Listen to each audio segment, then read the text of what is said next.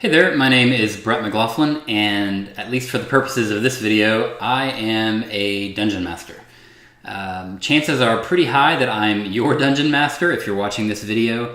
I don't think there's a huge Matt Colville type crowd clamoring to watch my ideas on DMing, but I did feel like this would be a good way to get into something that a lot of you are asking about, and that is creating a backstory. Several of you I know are new to D&D or pretty new to D&D, or maybe have played like in the after school club or in other short one-off type campaigns. And in those type of adventures, you really don't need a backstory. You go in, you find the mission, you kill the wormling, you collect treasure, maybe there's a secret or a princess, and then that's kind of it.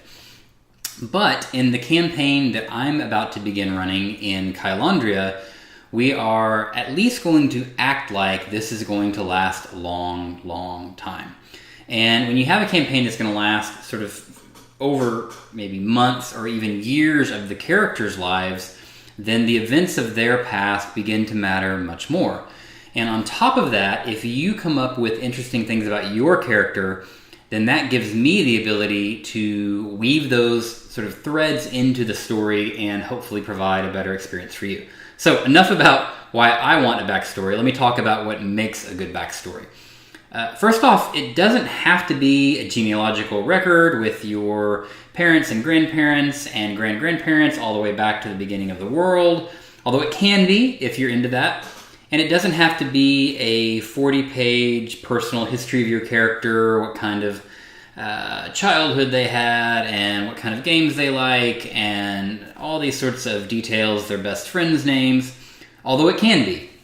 You can certainly create that level of detail, but for the purposes of coming up with a good, useful backstory, and on top of that, trying to do it fairly quickly, there are really two things you want to keep in mind, and then I'm going to give you 4 specific sort of check boxes that if you can check those 4 boxes, you probably have a good backstory. The 2 things to keep in mind is that the backstory, first and foremost, is a guideline for you. So as any good campaign begins and evolves, you're going to have to make choices.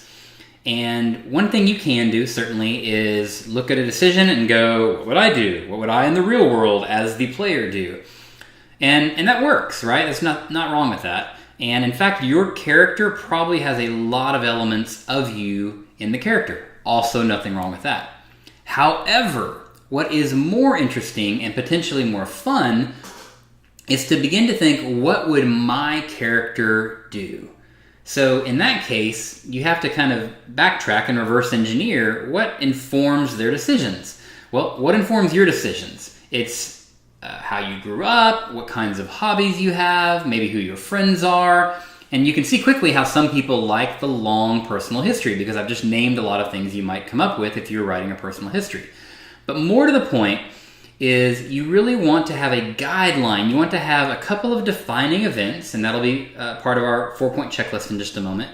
But you want to have a couple of defining events that help guide you when you have to make a decision.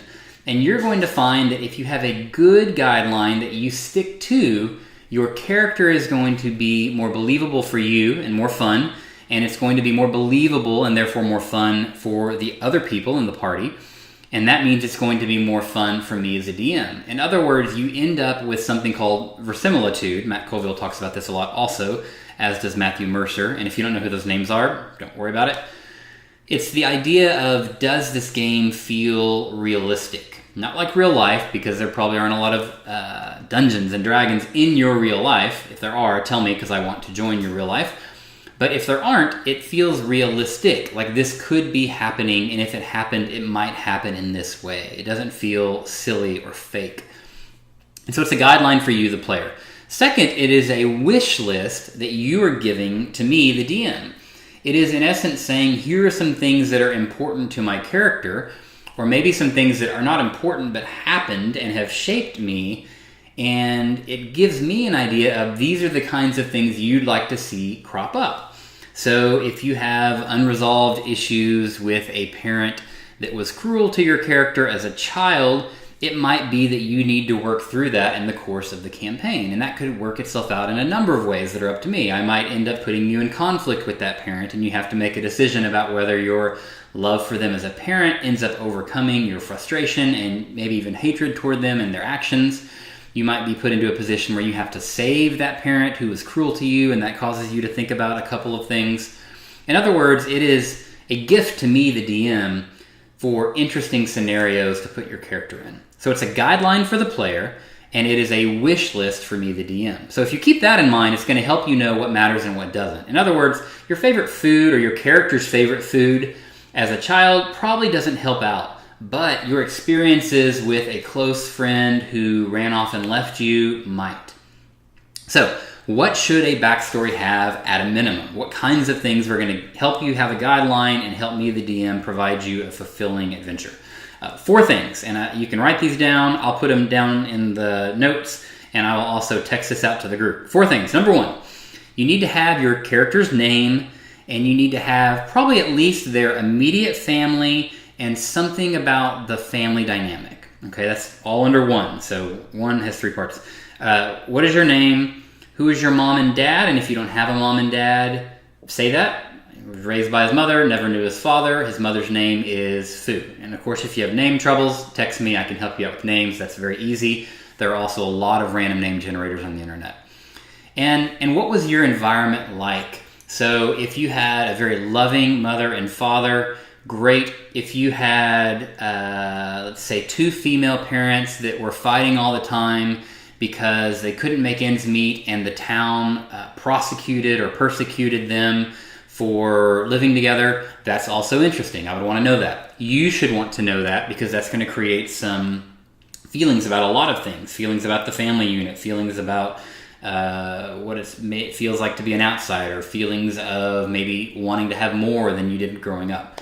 So what's your name? What are your mother and father's name or the people that raised you's name? And what was that dynamic like? Number 1, family. Number 2, an inciting event. Not exciting, although it probably will be exciting, but an inciting event. In other words, what was the event that caused you to decide to be something other than a normal non-adventurer? And I'm not using normal to mean like middle-class white male. I'm using it to mean, why are you out in the wilderness with a weapon or a scroll? What has caused you to seek out or to find yourself in the adventuring life? There should be some event. It could be that your home was burnt down by a raiding party of Dragonborn and now you are on your own. It could be that you set out to prove to your parents that you were important and you were not nothing. Who knows what it is? But some inciting event. So number 1, family. Number 2, inciting event. Why are you an adventurer? Number 3, a personal goal. So that could be as simple as be rich. I want to go get a bunch of treasure.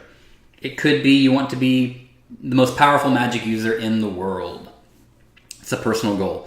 It could be more emotional and more subtle. Perhaps you are seeking someone that was lost to you, a friend, a family member, or maybe you're seeking revenge over someone that killed or maimed an important family member or friend.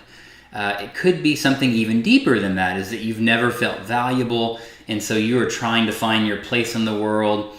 You could have these huge aspirations, and perhaps your mom and dad were simple peasants and you feel like you're destined for more. That's sort of a subtle thing, but it's still a personal goal. You want to be more than you are, and that's perfectly okay to have it sort of vague like that. Okay, so 1, family. 2, the inciting event that has caused you to set out. 3, and this is going to be related to that inciting event most likely, what is your personal goal for your character? What are they after? Is there a question that they're trying to answer? What does it mean to be a servant of the gods? Are the gods real? That'd be a really interesting question to check out. Is magic powerful enough to make me live forever? And then last but not least, I would encourage you to come up with at least 1 secret, right? Something about your character that nobody else at the table is going to know, and ideally that you don't want them to know, at least for a long time until there's a great bond of trust. So some examples here might be that you have a twin sister that when you left to go adventuring, you left behind. You miss her dearly, but you are ashamed that you have left her and you have no idea where she is anymore. It could be that you are, for instance, half orc, but you look like a human and you don't want anybody to know about your secret parentage. It could be that members of your family were criminals and you're ashamed of that, or that you are a criminal and they are ashamed of you. It could be that years and years ago you woke up in a sweat and you'd had a fever dream, or a voice told you that you would be the greatest mage in the world, and you don't have any idea what that means, who that voice was, or if it's even true. Something secret that you can write down, hand to me as the DM, and that we can pursue over time. Again, family, all right? An inciting event. Why are you an adventurer? What is your personal goal? And at least one, you can have as many as you want, although I wouldn't have more than 3 or 4 secrets to your life that you want to hold on to. If you gave any dungeon master, let alone me, those, right? Here's my family environment growing up. Here's what caused me to set off on a life of adventure. Here's my goal in life for my character, and then here's a personal secret or 2. That would be a really fun game to run. And when you start to interact with the other players, it's going to be even more fun. So that's what I would like you to produce. You can write those out as an outline. You can take these little 4 questions and just write under each one, here's what I think, here's what I think, here's what I think, here's what I think. You can write it up as sort of a 2-page story, and I'll help turn that into a little bit more of a story for you. Anything you want, but get that information and you're going to have a cool backstory. All right, see you soon.